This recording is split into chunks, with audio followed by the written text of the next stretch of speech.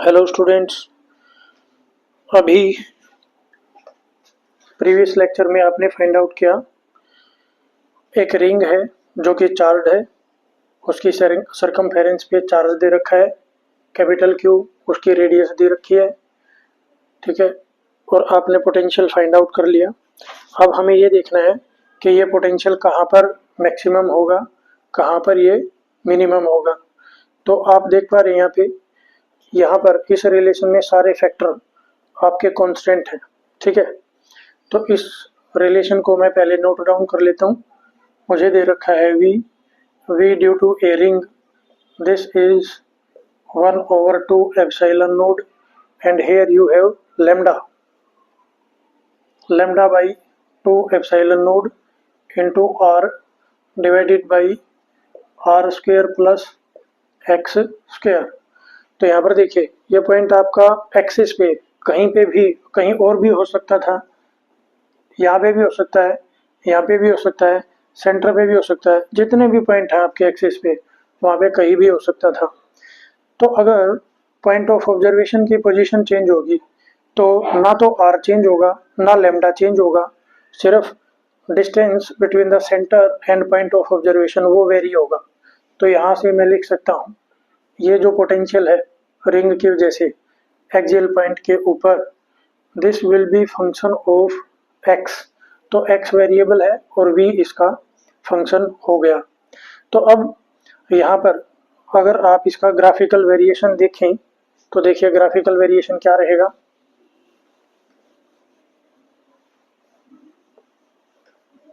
हमें graph draw करना है।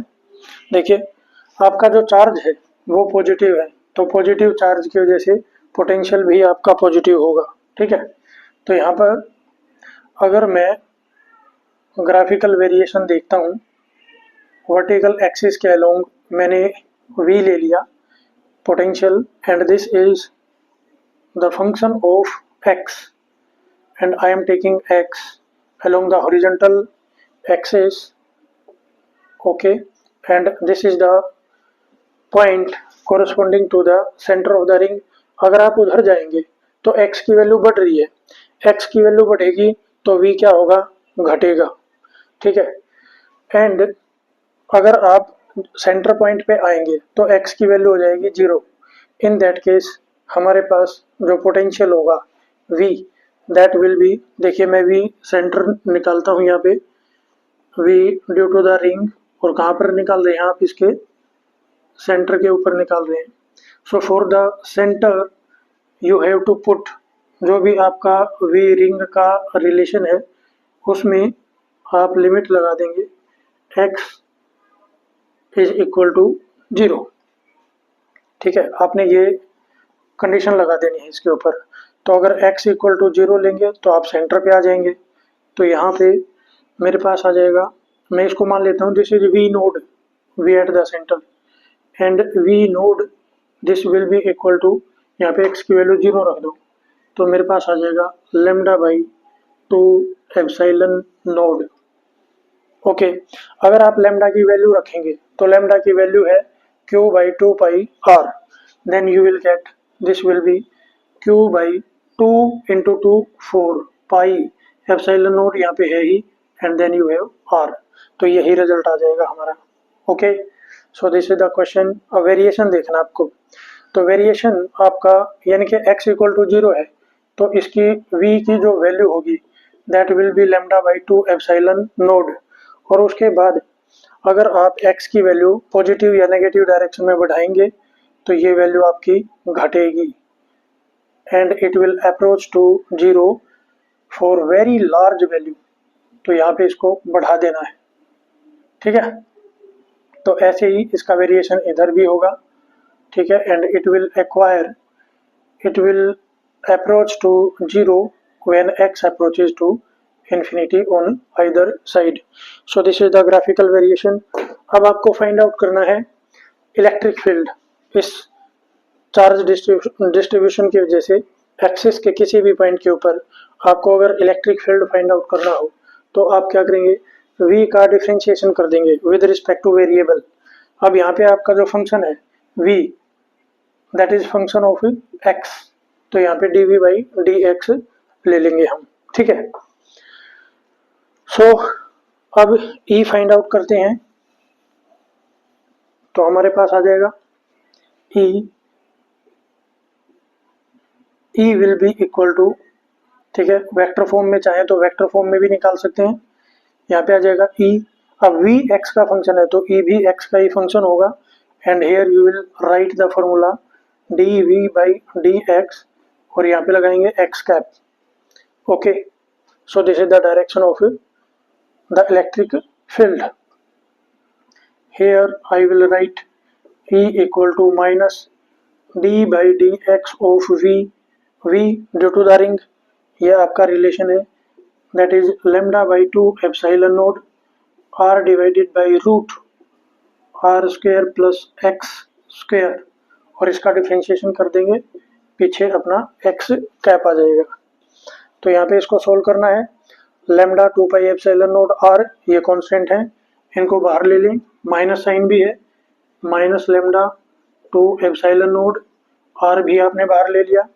अब इसका डिफरेंशिएशन करना है सिर्फ 1 over root of r square plus x square, तो इसको आप लिख सकते हैं, आप फाइंड आउट कर रहे हैं d by d x of 1 over root r square plus x square, तो इसको सोल्व करेंगे, हमारे पास आ जाएगा -1/2, ओके, और डिनोमिनेटर का स्क्वायर करते हैं आप, तो r square plus x square, root cancel हो जाएगा, फिर इस पार्ट का आप डिफरेंशिएशन करते हैं, ठीक है, नहीं यहाँ पे मिस्टेक कर दी, देखिए इसकी पावर क्या है -1/2, तो डिफरेंशिएशन करते हैं तो पावर आगे आ जाती है, एक पावर घटती है तो घटेगी, तो ये हो जाएगा r square plus x square, and power हो जाएगी इसकी 3/2, ठीक है। तो अब ये जो फैक्टर है ये, इसका डिफरेंशिएशन करेंगे with respect to x, so this will be 2x, 2 से 2 आपका कैंसिल हो जाएगा, and you are left with now x divided by this, and minus sign is there, minus पहले भी है तो माइनस माइनस प्लस, हमारे पास आ गया x डिवाइडेड बाय, नीचे है r square plus x square, और इसकी पावर कितनी होगी 3/2, and the electric field it will be along x cap direction. तो यहाँ पर देखिए this is the expression, let me check, yes, ठीक है, तो आप स्क्रीन के अंदर हैं, मुझे था कि कहीं ये मैंने बाहर ना लिख दिया हो, तो यहाँ पे देखिए ये आपने सोल्व कर लिया, इसके बाद चलो डायग्राम आपको समझ आ गया है, आगे बढ़ते हैं। अब हमें फाइंड आउट करना है कि आपका इलेक्ट्रिक फील्ड है जो, अब देखिए अगर आप एक्सिस के ऊपर पॉजिटिव डायरेक्शन में कोई पॉइंट लेंगे तो इलेक्ट्रिक फील्ड आपका एक्सिस के अलोंग होगा, ठीक है, होना भी चाहिए, इलेक्ट्रिक फील्ड पॉजिटिव चार्ज से अवे होता है। अगर आप x की वैल्यू यहाँ पे लेते हैं, यानी कि सेंटर पे आएंगे आप, तो x की e की वैल्यू क्या आ जाएगी, सेंटर पे है अगर आप, तो आपका जो इलेक्ट्रिक फील्ड है वो 0 हो जाएगा, ठीक है। ऐसा इसलिए क्योंकि अगर यहाँ पे +1 कूलम चार्ज रखते हैं, what is electric field, electric field E, this is nothing but force experienced by unit charge Q into E, that is F। तो अगर मैं चार्ज को 1 कूलम ले लेता हूँ तो मेरा फोर्स आ जाता है, तो यहाँ पर देखिए अगर 1 कूलम चार्ज रखते हैं तो यहाँ पर जो एलिमेंट है वो तो फोर्स लगाएगा इस पे उधर, यहाँ पर है जो वो किधर लगाएगा उधर, यहाँ पे है जो वो किधर लगाएगा उधर, ठीक है। तो ये जो फोर्सेज है ना ये सारे के सारे बैलेंस हो जाएंगे, और कोई भी चार्ज यहाँ पे रखोगे तो उसके ऊपर नेट फोर्स कितना लगेगा 0, ठीक है।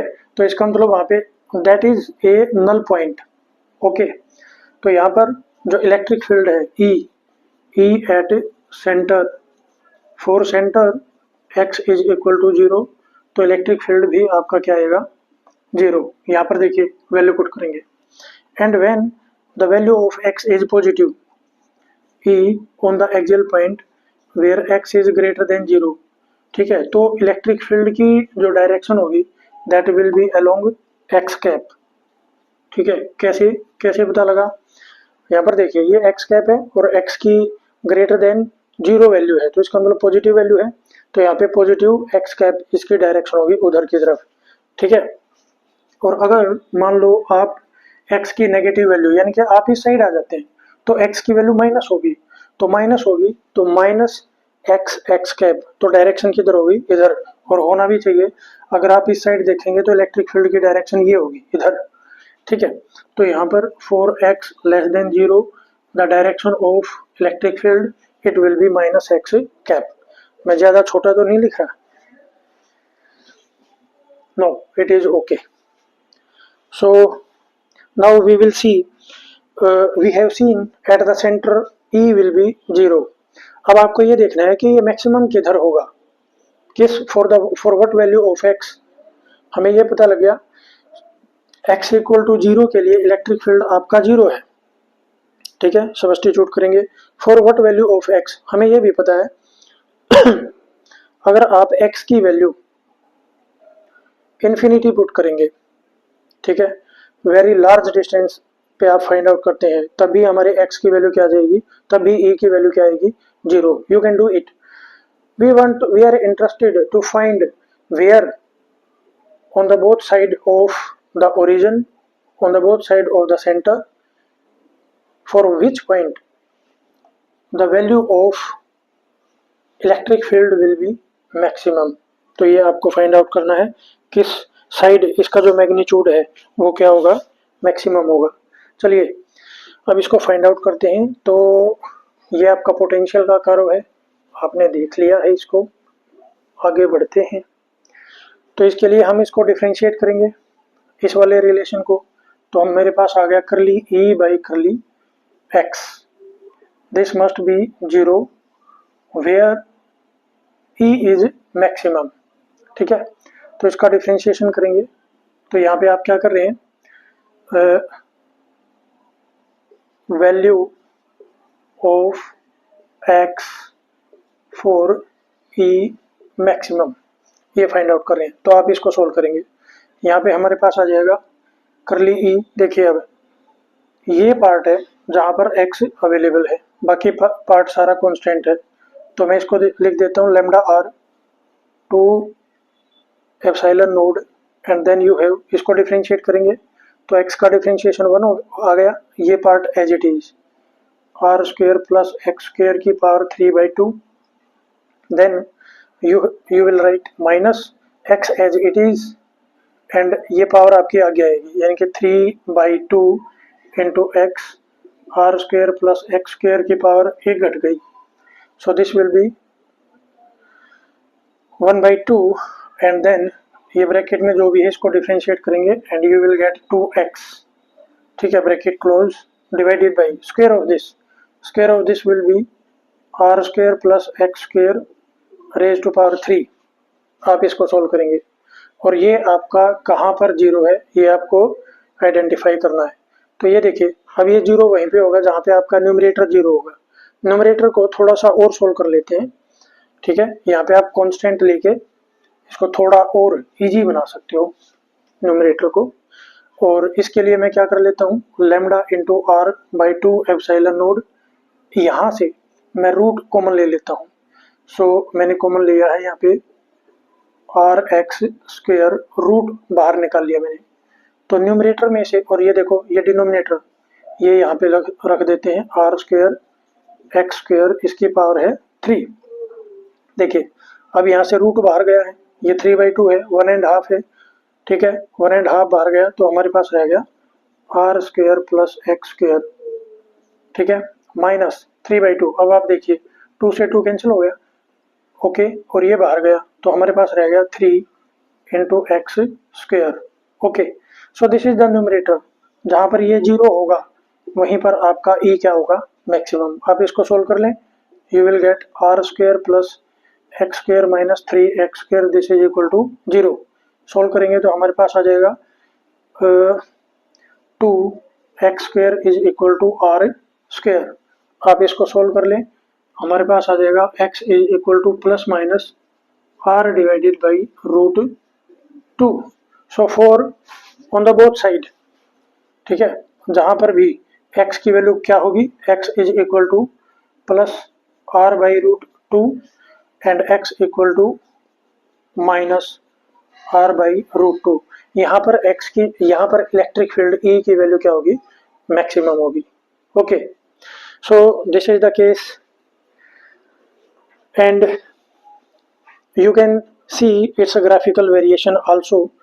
So the graphical variation will be, let me show it. You see on the both side of origin, on the both side of center, the direction of E is different. On the positive side the direction of electric field is here, and on the negative side the direction of electric field is in that side.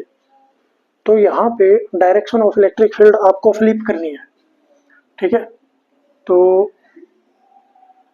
ये ले लिया मैंने, ये आपकी x axis और ये ex prime हो गया अपना, ये अपना सेंटर हो गया, and along the vertical axis you are taking e which is the function of x.